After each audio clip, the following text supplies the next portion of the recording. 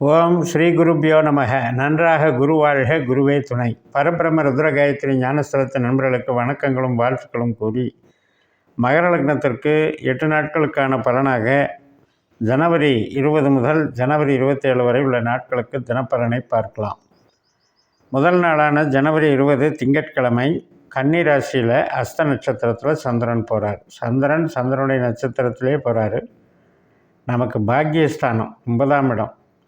ஒரு நல்ல இறையருள் கிடைக்கிறது, நல்ல சந்தோஷமாக இருக்கிறது, நமக்கு நம்பிக்கைக்கு பாத்திரமானவர்களோடையும் நம்ம பெரியப்படுறவர்களோடையும் நம்ம மகிழ்ச்சியாக இருக்கிறது, கணவன் மனைவி உறவு பலப்படுறது, குழந்தைகள் வழியில் அனுகூலமாக இருக்கிறது, தெய்வ கடாட்சம், குலதெய்வ அனுகிரகம், தர்ம காரியங்களில் ஈடுபடுறது அத்தனைக்கும் சுகமாக இருக்குது. ஏன்னா மகரத்தில் தான் திருவோணம் இருக்குது.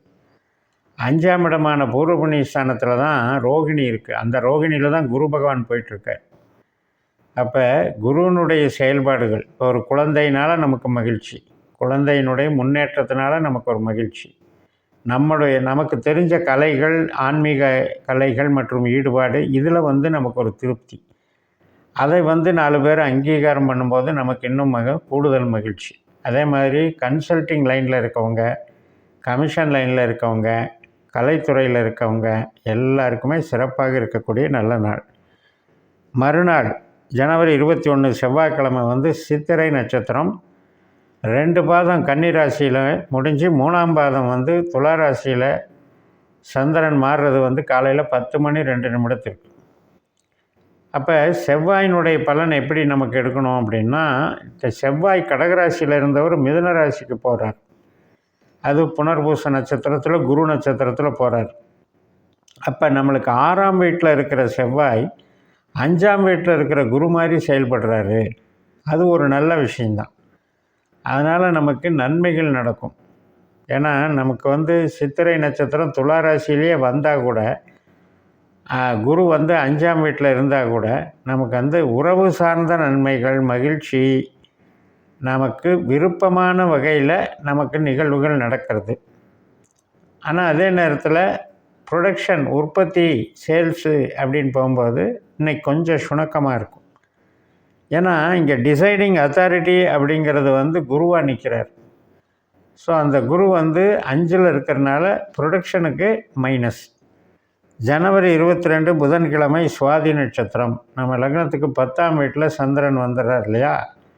அப்போ 10ஆம் இடத்துல தொழில் பலத்தை கொடுக்கக்கூடிய இடத்துல இருக்கார். அவர் ராகு என்னுடைய பலன்களை இன்றைக்கி வழங்க இருக்கார்.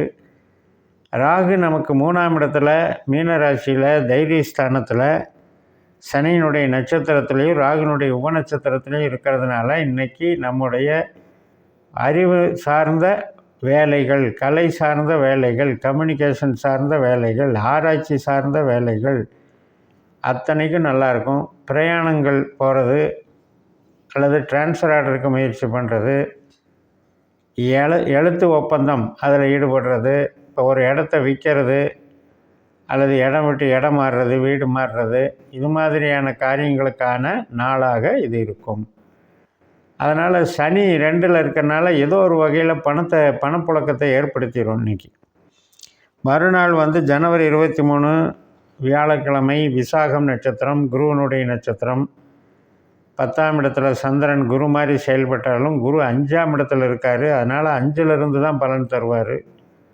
இப்போ நம்முடைய கலைத்திறமைகள், நம்முடைய மூளை உழைப்பு சார்ந்த நன்மைகள், அதன் மூலம் பணவரவுன்னு எடுத்துக்கலாம்.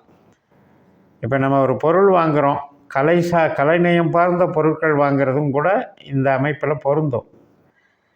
அதே நேரத்தில் குரு சனியினுடைய உபநட்சத்திரத்தில் இருக்கார். நமக்கு வருமானமும் வரும், அல்லது பொருளாக சேகரிக்கலாம் அல்லது பணமாக சேகரிக்கலாம். அந்த அளவுக்கு அது வேலை செய்யும். 2ஆம் வீட்டில் இருக்கிற சனியினுடைய ஒரு தொடர்பில் இன்றைக்கி நட்சத்திரம் குரு நட்சத்திரம் வேலை செய்யுதுன்னு அர்த்தம்.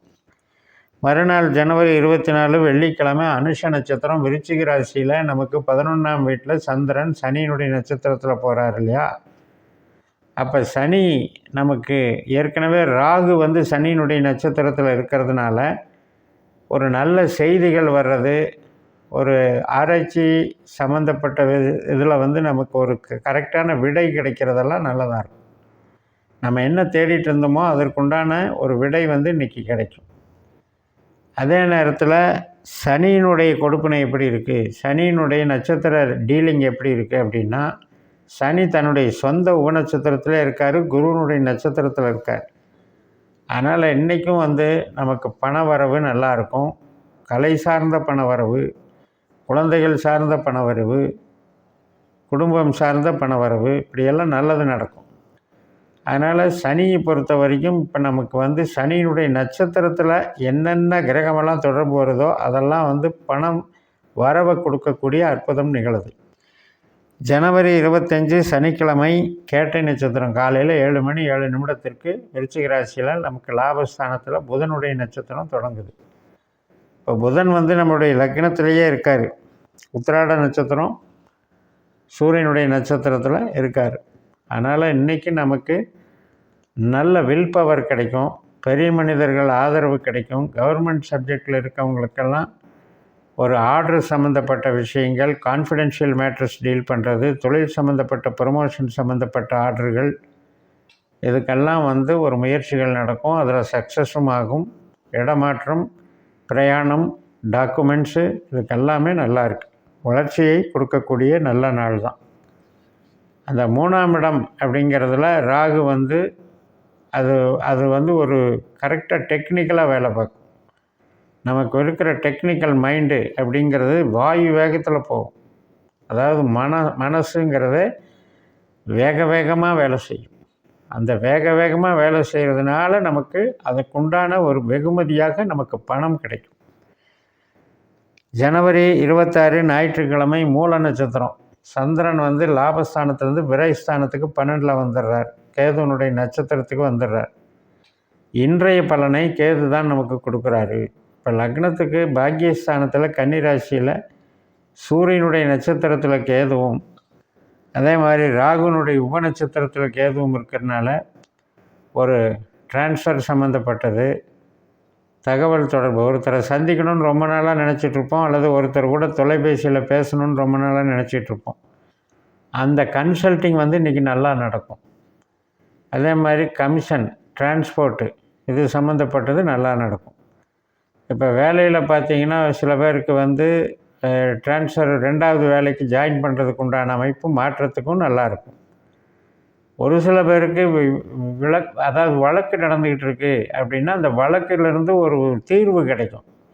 2 பேரும் காம்ப்ரமைஸாக போய்க்கோங்கன்னு சொல்கிற அளவுக்கு ஏதோ ஒன்று அதில் வந்து சாதகம் நடக்கும் நம்மளுக்கு.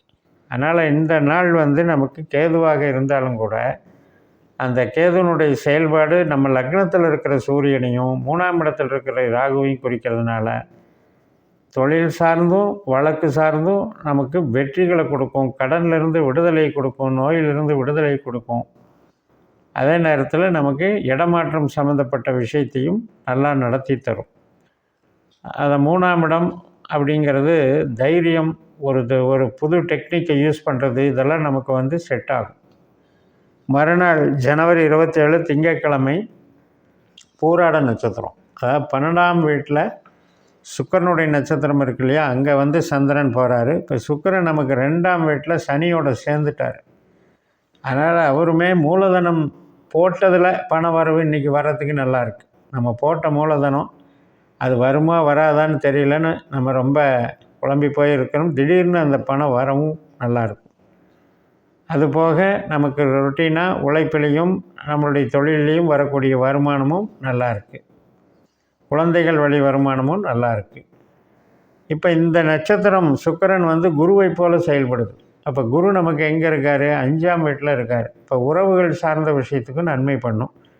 சந்தோஷம், கேளிக்கைகள், ஆடை ஆபரணங்கள், இதையெல்லாம் சேர்க்கையின் மூலம் நமக்கு ஒரு மகிழ்ச்சி கிடைக்கிறது.